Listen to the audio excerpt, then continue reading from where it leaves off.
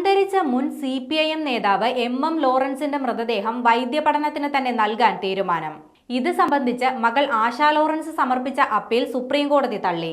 മൃതദേഹം വൈദ്യപഠനത്തിന് വിട്ടു നൽകിക്കൊണ്ടുള്ള ഹൈക്കോടതി വിധി ശരിവെച്ചത് എല്ലാ വശങ്ങളും പരിഗണിച്ചാണെന്ന് സുപ്രീംകോടതി വ്യക്തമാക്കി.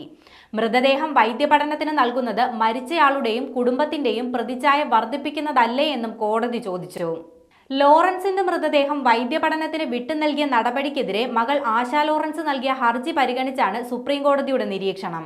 ജസ്റ്റിസുമാരായ ഋഷികേശ് റോയ്, SVN ഭട്ടി എന്നിവർ ഉൾപ്പെട്ട ബെഞ്ചാണ് ഹർജി പരിഗണിച്ചത്. മതാചാരപ്രകാരം സംസ്കരിക്കാൻ മൃതദേഹം വിട്ടു നൽകണമെന്നായിരുന്നു മകൾ ആശാ ലോറൻസിന്റെ ആവശ്യം. കേരള അനാട്ടമി നിയമപ്രകാരം മൃതദേഹം ഏറ്റെടുത്ത എറണാകുളം സർക്കാർ മെഡിക്കൽ കോളേജിന്റെ തീരുമാനം ആദ്യം ഹൈക്കോടതി സിംഗിൾ ബെഞ്ചും പിന്നാലെ ഡിവിഷൻ ബെഞ്ചും ശരിവെക്കുകയായിരുന്നു. ജീവിച്ചിരിക്കെ മൃതദേഹം വൈദ്യപഠനത്തിനായി വിട്ടു നൽകണമെന്ന ആഗ്രഹം MM ലോറൻസ് പ്രകടിപ്പിച്ചിരുന്നുവെന്നായിരുന്നു മകൻ ML സജീവന്റെ വാദം. MM ലോറൻസ് ഇക്കാര്യം അറിയിച്ചതിന് 2 സാക്ഷികൾ ഉണ്ടായിരുന്നു എന്നും ML സജീവൻ ഹൈക്കോടതിയെ അറിയിച്ചു. മക്കൾ തമ്മിലുള്ള തർക്കമാണെന്നും വിഷയത്തിന് സിവിൽ സ്വഭാവമാണെന്നുമായിരുന്നു നേരത്തെ ഹൈക്കോടതിയുടെ നിരീക്ഷണം.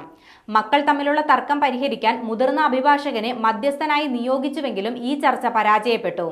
പിന്നാലെയാണ് കേരള അനാട്ടമി നിയമപ്രകാരം MM ലോറൻസിന്റെ മൃതദേഹം ഏറ്റെടുക്കാനുള്ള മെഡിക്കൽ കോളേജിന്റെ നടപടി ഹൈക്കോടതി ഡിവിഷൻ ബെഞ്ച് അംഗീകരിച്ചത്.